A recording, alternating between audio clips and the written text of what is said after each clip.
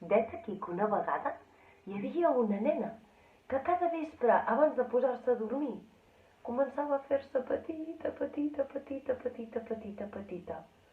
Mama, sóc petita com una formiga. I la seva mare entenia que havia arribat l'hora d'anar a dormir.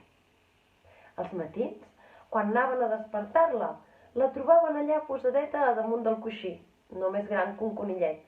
I els seus pares li deien: vinga, va, desperta't, que és hora. I ella deia: ai, no, sisplau, que encara sóc massa petita. Espereu que sigui una mica més gran que un conill. Al cap d'una estona, quan ja media com un cervatell i els peus li tocaven al terra, feia un salt i ja estava preparada per un nou dia. I així cada vespre, i així cada matí.